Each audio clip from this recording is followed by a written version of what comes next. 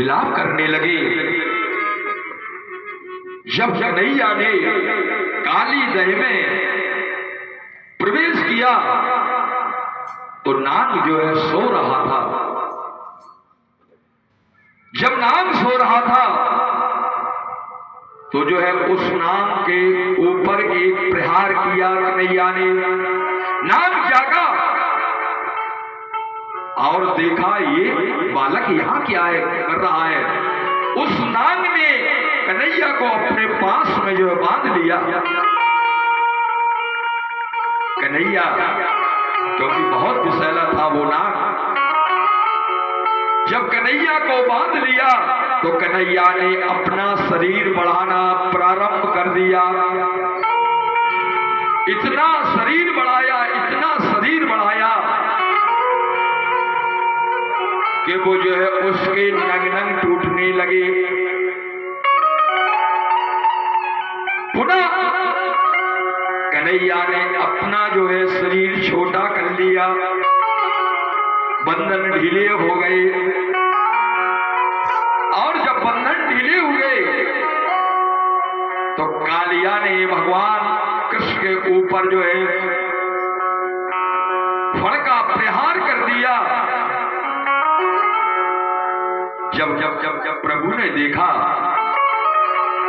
इसके 100 फण हैं तो जरा छलांग लगाई कन्हैया ने और उसके फणों पर ऊपर खड़े हो गए।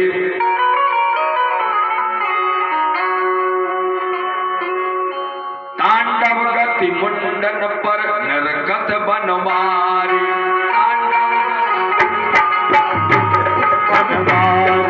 तांडव गति मुंडन पर नरकत बनवारी। भगवान 100 फण वाले कालिया नाम के ऊपर खड़े हुए हैं। पम पम पम पग परत पम पम पम फनत ऊपर पम पम पम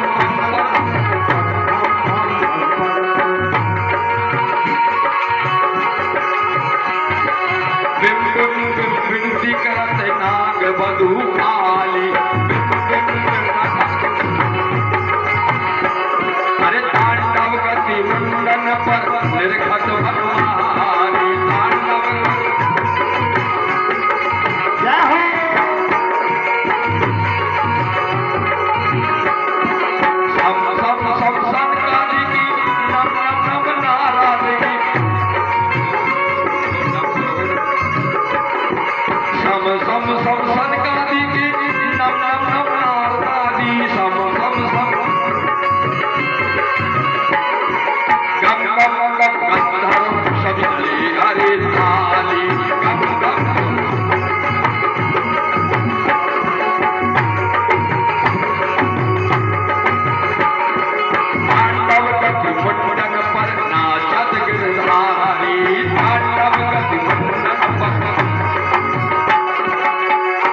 इस तरह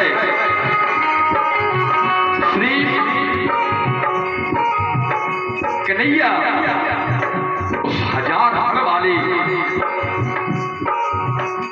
विषैला जो कालिया नाग था उसके ऊपर खड़े हुए नृत्य कर रहे हैं। सभी ने देखा, सभी कहने लगे कन्हैया जल्दी आ जाओ, कन्हैया जल्दी आ जाओ।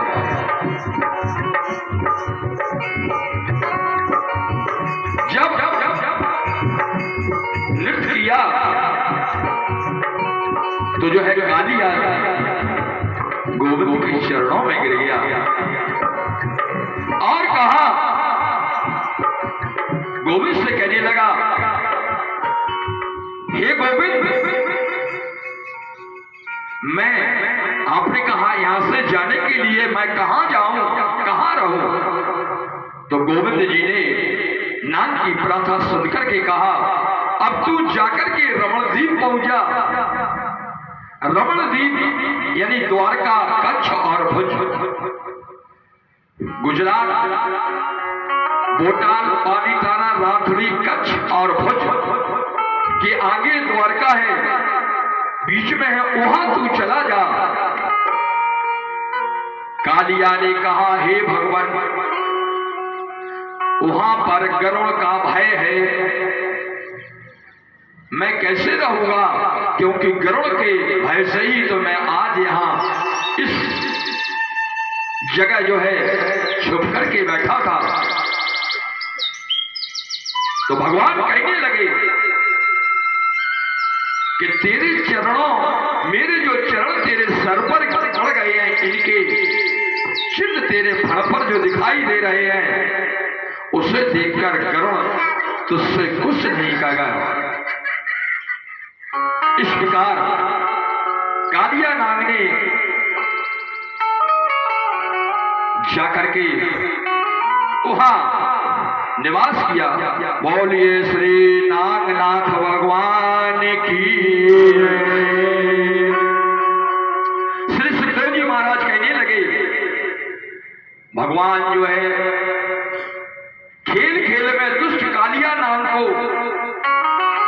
वहां से भगा दिया, यमुना का जल शुद्ध बनाया।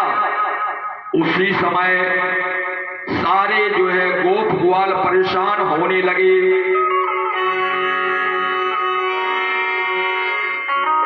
क्या होने लगे कि सभी लोग जो है पूरे दिन के भूखे प्यासे थे, क्योंकि कन्हैया जब काली दह में कूद गए तो किसी ने ना तो भोजन किया ना तो जल ग्रहण किया, परेशान थे, रोते बिलखते रहते थे। रात होने पर यमुना किनारे ठंडी ठंडी हवा लगी और सभी जो है ग्वाल बाल सो गए। आधी रात का समय हुआ तो कन्हैया भी लेटे हुए थे। गोप ग्वालों ने देखा कि दावानल जो है, अग्नि जो है बहुत जोर से प्रज्वलित है।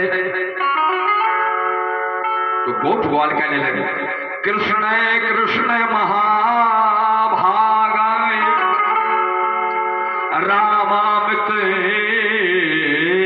विक्रम। हे कृष्ण, हे अतुल बल बलराम, ये देखिए ये अग्नि बहुत भयंकर आ रही है और हमारे तरफ ही आ रही है। इस अग्नि से आप रक्षा कीजिए। भगवान ने देखा, कन्हैया ने देखा और भगवान ने अपने मुंह खोला और उस अग्नि को अपने मुखारविंद में समावेश कर लिया।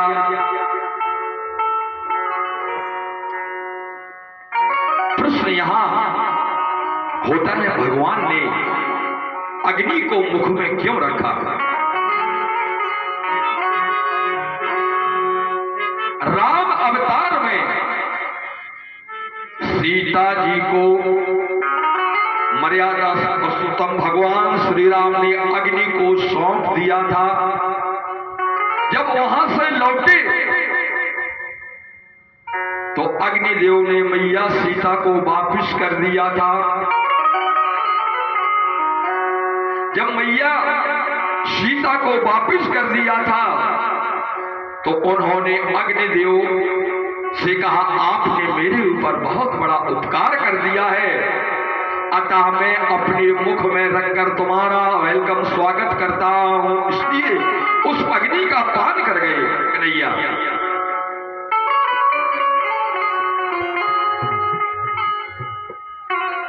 दूसरी बात,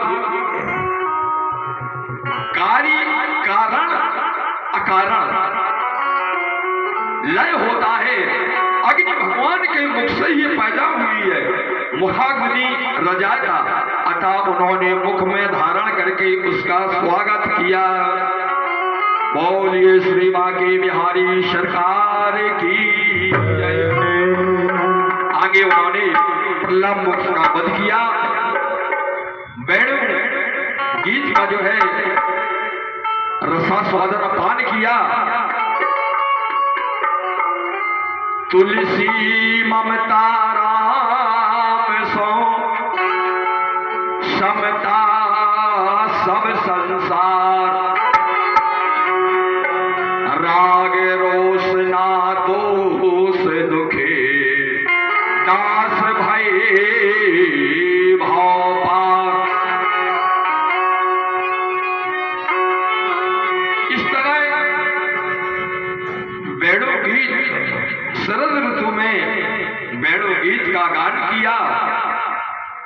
और गान करने के बाद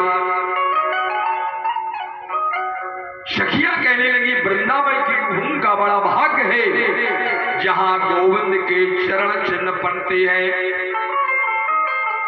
अरे सखियों, इन हिरणियों को देखो जो मूढ़ भाव अज्ञान होते भी विचित्र वेश में नंद नंदेश्वर से वे प्रेम करते हैं। श्री कृष्ण भगवान कन्हैया जब बंसी बजाने लगे तो गायों ने खड़े होकर के बंसी की धुन से जो बछड़े दूध पी रहे हैं अपने माँ का, वो विलग हो जाते हैं। इस तरह कन्हैया ने लीलाओं को किया। श्री सुखदेव जी महाराज कहने लगे,